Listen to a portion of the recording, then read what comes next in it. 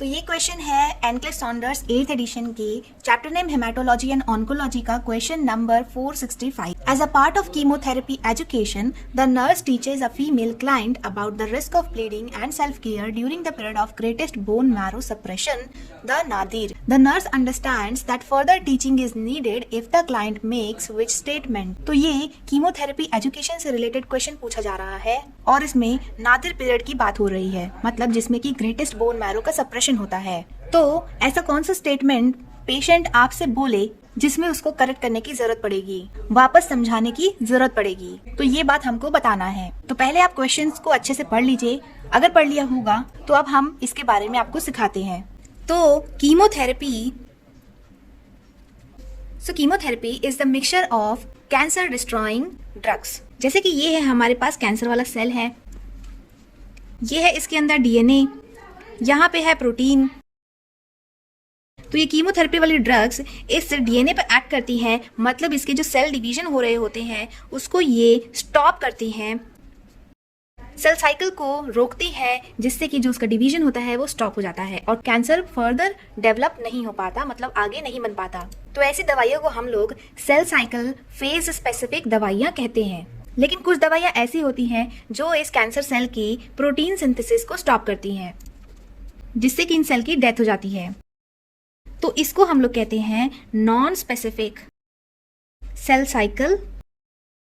तो पहले हमने क्या बोला कि पहली दवाइयाँ होती हैं स्पेसिफिक, दूसरी दवाइयाँ क्या होती हैं नॉन स्पेसिफिक, और तीसरी जो होती हैं वो होती हैं हार्मोनल, जिसको कीमोथेरेपी के अंदर मिक्स करना पड़ता है। तो याद रखना कि जो हमारी कीमोथेरेपी होती है वो मिक्सचर है lot of chemicals which destroy the tumour in the patients body. तो अब शायद आप कीमोथेरेपी का मतलब आज अच्छे से समझ गए होंगे। तो एक बात याद रखना कि जब कभी भी कीमोथेरेपी किसी को दिया जाता है तो ये बोन मैरो का सप्रेशन करती है, और अगर बोन मैरो का सप्रेशन होता है तो इसके कारण हेमाटोपोइसिस होता है, ब्लड सेल का प्रोडक्शन घट जाता है।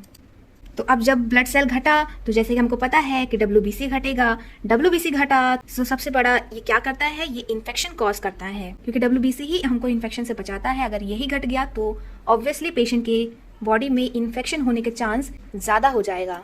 तो एक दो डेफिनेशन हम लोग लिखते हैं। अगर हम कहें when chemo drug are at their highest level या WBC काउंट एट लोएस्ट, तो ये दोनों ही डेफिनेशन एक ही चीज को बता रही है और इसको कहा जाता है नादिर टाइम। तो अब हमने कीमोथेरेपी के बारे में इतना कुछ समझा, तो अब हम लोग क्वेश्चन पे जाएंगे। अब क्वेश्चन में हमको बोला जा रहा है कि ऐसे कौन से ऑप्शंस में हमको पेशेंट को रीएजुकेट करने की जरूरत पड़ेगी। ऑप्शन 1 है I should avoid blowing my nose. तो बात सही बोली है, नोज को ब्लो नहीं करना है, नोज में प्रेशर वगैरह नहीं डालना है ज्यादा। ऑप्शन 2 है I may need a platelet transfusion if my platelet count is too low. तो अगर कीमोथेरेपी के दौरान अगर प्लेटलेट उसका बहुत ज्यादा कम हो गया तो उसको प्लेटलेट ट्रांसफ्यूजन करने की जरूरत पड़ सकती है। तो ये भी तो ठीक ही बोल रहा है, कोई दिक्कत नहीं है। ऑप्शन 3 है I am going to take aspirin for my headache as soon as I get home. तो दोस्तों अब इसने गलत बात बोल दी जिसको हमको सही करना है। तो अगर बोन मैरो डिप्रेशन हो रहा है तो उसके कारण प्लेटलेट डिक्रीज होते हैं और ऐसे में ब्लीडिंग की टेंडेंसी बढ़ जाती है। तो जैसे हमने पढ़ा था कि बोन मैरो सप्रेशन हो रहा है या डिप्रेशन हो रहा है तो उस कंडीशन में प्लेटलेट का नंबर भी कम होता है और उसके कारण ब्लीडिंग होने का चांस बढ़ जाता है। अब ब्लीडिंग ज्यादा होएगा तो उस कंडीशन में हम एस्पिरिन तो नहीं देंगे, क्योंकि एस्पिरिन भी एक एंटी प्लेटलेट एजेंट होती है, मतलब वो भी ब्लीडिंग को बढ़ाती है। तो इसीलिए ऑप्शन 3 में उसने एस्पिरिन लेने को कहा। तो अब पहले ही ब्लीडिंग हो रही है, उसमें हम एस्पिरिन देके उसे और थोड़ी बढ़ाएंगे। तो इस ऑप्शन में हमको पेशेंट को एजुकेट करने की बहुत जरूरत है। ऐसे में उसको साफ मना कर दो कि भाई साहब कि एस्पिरिन तो आपको नहीं खाना है।